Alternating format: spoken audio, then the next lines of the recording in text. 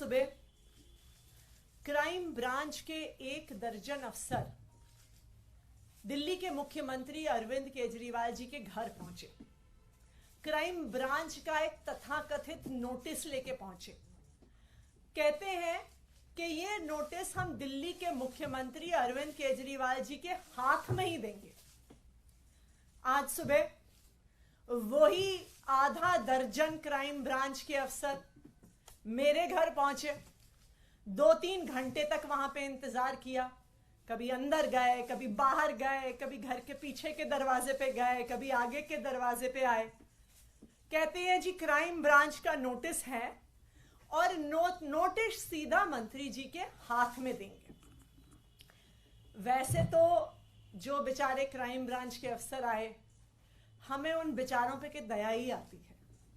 दया इसलिए आती है कि जब पुलिस में आए होंगे, प्रमोशन के बाद इंस्पेक्टर बने होंगे, एसीपी बने होंगे, तो तब सोचा होगा कि पुलिस में आके देश की सेवा करेंगे। तब सोचा होगा महिलाओं की सुरक्षा करेंगे। तब सोचा होगा देशवासियों के लिए कुछ करेंगे। लेकिन आज उन बेचारों को टीवी की एक प्राइम टाइम नौटंकी बना के छोड़ दिया है उनके राजनीतिक आकाओं ने। जब वो बेचारे दिल्ली पुलिस वाले, क्राइम ब्रांच वाले बार बार कहते हैं, कल जैस्मिन जी की उनसे सीएम रेजिडेंस के सामने कुछ बातचीत हुई नोटिस को लेके, तो कहते हैं नहीं नहीं नहीं नहीं नहीं, हम मीडिया के सामने नहीं बात कर सकते, हम मीडिया के सामने नहीं बात कर सकते, अंदर आओ, हम मीडिया के सामने नहीं बात कर सकते। तो पूरे दिल्ली में, पूरे देश में क्या मैसेज जाता है? मैसेज जाता है कि दिल्ली पुलिस वाले डरपोक हैं, दिल्ली पुलिस वाले कायर हैं। ये कितने दुख की बात है कि दिल्ली पुलिस के जाबाज सिपाहियों की इमेज आज एक डरपोक इंसान, एक कायर की कर दी गई है, जो मीडिया के सामने बातचीत भी नहीं कर सकता। आप ये सोचिए कि दिल्ली के क्रिमिनल्स क्या सोचेंगे कि भाई इन दिल्ली पुलिस वालों से डरना जो 2-4 कैमरामैन से डरते हैं। एनीवे, तो कल आए क्राइम ब्रांच वाले 3-4 घंटे की इस नौटंकी के बाद मुख्यमंत्री अरविंद केजरीवाल जी को एक नोटिस देके गए। आज सुबह भी मेरे घर आकर भी 2-3 घंटे की नौटंकी के बाद एक ये नोटिस देके गए। अब ये नोटिस भी मजेदार है।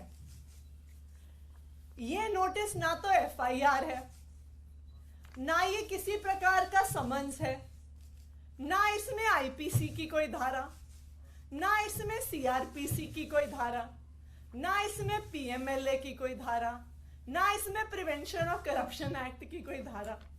तो कुल मिला के क्राइम ब्रांच 48 घंटे की नौटंकी के बाद मुख्यमंत्री अरविंद केजरीवाल जी और मुझे एक एक चिट्ठी देके चला गया है, जो वो कह रहे थे कि हम हाथ में ही देंगे। इतनी महत्वपूर्ण चिट्ठी है। मैं कई बार सोचती हूँ कि हमारे तो घरों में कभी अमेज़न वाले आते हैं, कभी फ्लिपकार्ट वाले आते हैं, कभी सरकारी कर्मचारी डाक की फाइलें लेके आते हैं। तो ये तो स्वाभाविक बात है कि वो फाइलें, वो डिलीवरी ऑफिस में ही छोड़ी जाती है। कोई मुख्यमंत्री, कोई मंत्री डाक के डेस्क पे बैठ के चिट्ठी रिसीव करने के लिए नहीं बैठा। लेकिन जो कल हुआ वो उन पुलिस वालों की गलती नहीं है, उनके राजनीतिक आका हैं जो हमसे कुछ सवाल पूछना चाहते हैं। तो वो हमसे पूछना चाहते हैं कि आखिरकार किसने आम आदमी पार्टी के विधायकों को ऑफर दिया। तो मैं दिल्ली पुलिस के राजनीतिक आकाओं को बताना चाहती हूं कि आपको इतनी नौटंकी करने की जरूरत ही नहीं थी। मैं आज प्रेस कॉन्फ्रेंस करके उन सवालों का जवाब दूंगी कि आखिरकार किसने आम आदमी पार्टी के विधायकों को करोड़ों रुपए के ऑफर दिए। वही लोग हैं जिन्होंने 2016 में उत्तराखंड में 9 कांग्रेस के विधायकों को कांग्रेस से तोड़कर बीजेपी में शामिल किया था, जिन लोगों ने उन 9 कांग्रेस के विधायकों को तोड़ा था, उन्होंने ही आम आदमी पार्टी के विधायकों को संपर्क किया। गोवा 2019 जुलाई, जब 14 एमएलए कांग्रेस पार्टी के 17 उनके टोटल विधायक जीत के आए थे, उनके 14 एमएलए कांग्रेस छोड़ के भारतीय जनता पार्टी में चले गए। जो लोग उन 17 कांग्रेस के विधायकों के पास गए थे, वही लोग आम आदमी पार्टी के विधायकों के पास आए। कर्नाटका 2019, मई 2018 में कांग्रेस और जेडीएस की सरकार बनी। एचडी कुमारस्वामी मुख्यमंत्री बने। जुलाई 2019 में कांग्रेस और जेडीएस के 17 विधायक टूटकर भारतीय जनता पार्टी में चले गए। जो लोग उन 17 कांग्रेस और जेडीएस के विधायकों को पैसा ऑफर करने आए थे, धमकियां देने आए थे, वही आम आदमी पार्टी के विधायकों के पास आए। मध्य प्रदेश 2020, कमलनाथ मुख्यमंत्री थे, कांग्रेस की सरकार थी। 22 कांग्रेस के विधायक कांग्रेस छोड़कर, टूटकर भारतीय जनता पार्टी में शामिल हो गए। तो जो उन कांग्रेस के 22 विधायकों को खरीदने आए थे, उनको तोड़ने आए थे, वही आम आदमी पार्टी के विधायकों के पास आए। और लेटेस्ट, जो अभी कुछ ही दिन पहले पूरे देश ने देखा, महाराष्ट्र में नवंबर 2019 में उद्धव ठाकरे महाराष्ट्र के मुख्यमंत्री बने। लेकिन 21 जून 2022 को शिवसेना के नेता एकनाथ शिंदे 11 विधायकों के साथ बंबई से सूरत चले गए और शिवसेना छोड़कर भारतीय जनता पार्टी के साथ मिलकर उन्होंने सरकार बना ली। तो जो लोग एकनाथ शिंदे के साथ साथ 11 विधायकों को तोड़ने आए थे, वही लोग आम आदमी पार्टी के विधायकों को तोड़ने आए। और जो तेलंगाना में हुआ, जो एक स्टिंग के माध्यम से हमने देखा कि कुछ लोग विधायकों को तोड़ने के लिए करोड़ों रुपए कैश लेके घूम रहे थे, वही लोग आम आदमी पार्टी के विधायकों से संपर्क कर रहे हैं।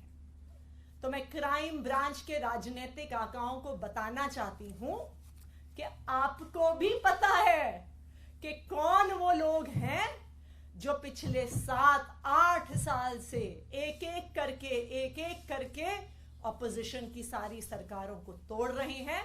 और वही लोग हैं जो आज आम आदमी पार्टी के एमएलए से संपर्क कर रहे हैं। अब मैं जैस्मिन शाह जी से कहूंगी कि वो अपनी बात रखें।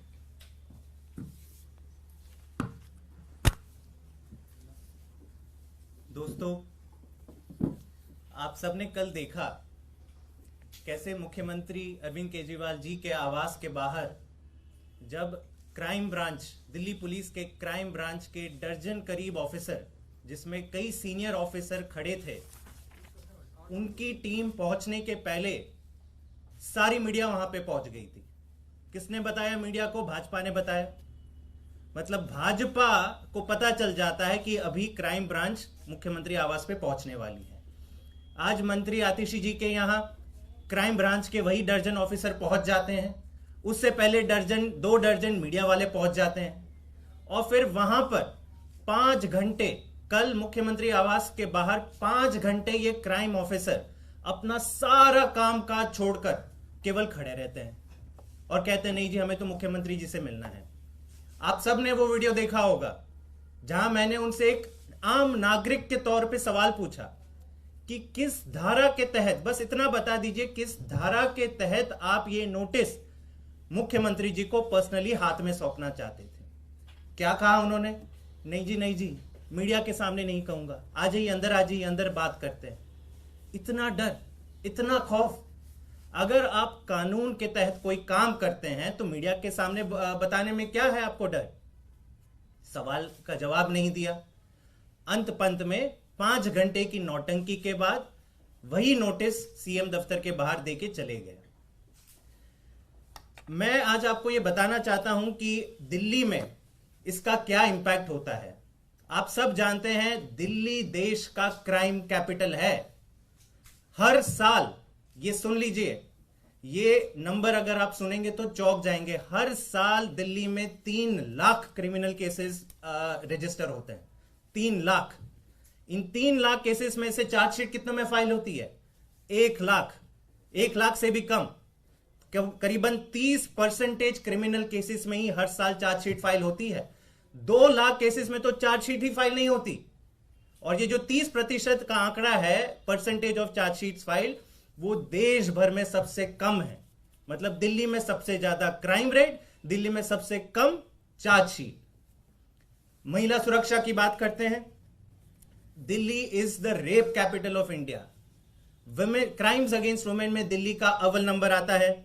सारे मेट्रोपॉलिटन सिटीज का अगर आप हिसाब किताब लगा दें तो highest number of crimes against women Delhi में पिछले साल पाए गए 14,158। सीनियर सिटीजन्स की बात करें, सारे देश में सबसे ज्यादा क्राइम अगेंस्ट सीनियर सिटीजन्स कहां रजिस्टर होते हैं? दिल्ली में रजिस्टर होते हैं 1,315 पिछले साल, जो उसके पहले के साल से भी ज्यादा था। क्राइम अगेंस्ट चिल्ड्रन की बात कर लेते हैं। बच्चे कितने सेफ हैं दिल्ली में?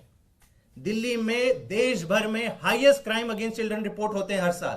पिछले साल कितने रजिस्टर हुए? 7,400। और ये हर साल ये आंकड़े बढ़ते जाते हैं। हर साल दिल्ली के टोटल क्रिमिनल केसेस जो भी रजिस्टर हो रहे हैं वो बढ़ते जा रहे हैं। लेकिन दिल्ली पुलिस के क्राइम ब्रांच क्या करती है? बीजेपी के मुख्यालय से कॉल नहीं आया, दर्जन ऑफिसर भेज दो मुख्यमंत्री के घर पर, 5 घंटे उनको खड़े रहने दो, मीडिया के सामने नौटंकी करेंगे, भंगड़ा करेंगे कि आओ हमें शूट करो, हम यहां पे खड़े हैं। और नोटिस का आधार क्या है? जैसे अतिशी जी ने कहा, ना कोई आईपीसी की धारा मेंशन्ड है, ना सीआरपीसी, ना कोई समन्स, ना एफआईआर। एक कोरे कागज पे एक नोटिस या खत लिखकर कह रहे हैं कि नहीं हमें तो मिलना है। तो क्या मुख्यमंत्री और मंत्री दिल्ली सरकार के सारे अपना काम काज छोड़ दें, केवल और केवल डाकिया का काम करें कि अपने घर के बाहर खड़े रहें कि आइए दिन भर आइए, जो भी खत लेंगे हम आपको पर्सनली सौंपेंगे? हमारी बीजेपी से गुजारिश है, दिल्ली पुलिस के राजनीतिक आकाओं से गुजारिश है कि ये नौटंकी करना बंद करें, दिल्ली के लोगों की सेवा करने दें। दिल्ली के क्राइम ब्रांच के पुलिस ऑफिसर का कोई इसमें दोष नहीं है। हमारी पूरी तरह से दया है उनके साथ। वो जब आए थे पुलिस फोर्स में तो ये जरूर सोच के आएंगे कि देश की सेवा करेंगे, महिला सुरक्षा पर काम करेंगे, किडनैपिंग रोकने में काम करेंगे, मर्डर रोकने में काम करेंगे। लेकिन होता क्या है, सुबह एक 8 बजे कॉल आ जाता है कि जाओ आज पूरी दिन मीडिया के लेके जाओ और सीएम के बाहर आप सीएम के घर के बाहर आप ये खड़े रहो रास्ते पे।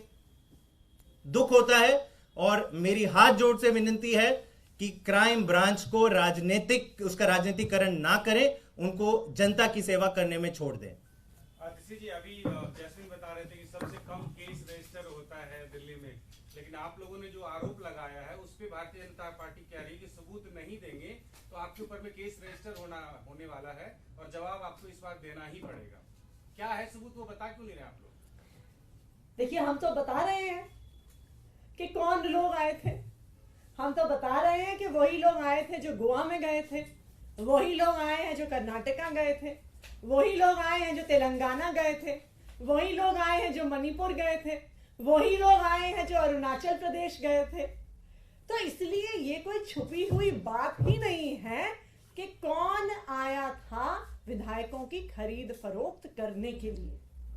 ये आप सड़क पर चले जाइए, सड़क पर चलता हुआ आपको बच्चा बच्चा बता देगा कि कौन कांग्रेस के विधायक तोड़ रहा है, कौन शिवसेना के विधायक तोड़ रहा है, कौन जेडीएस के विधायक तोड़ रहा है, कौन आम आदमी पार्टी के विधायक तोड़ने की कोशिश कर रहा है। मतलब तो इसलिए ये क्या करें, एक भारतीय परंपरा में कहते हैं प्रत्यक्ष ही प्रमाण है, तो ये बिल्कुल प्रत्यक्ष है, पूरे देश के सामने है कि कौन विपक्ष की पार्टियों पर केस कर रहा है, कौन विपक्ष की पार्टियों को डराकर, धमकाकर, पैसों का लालच देकर तोड़ने की कोशिश कर रहा है।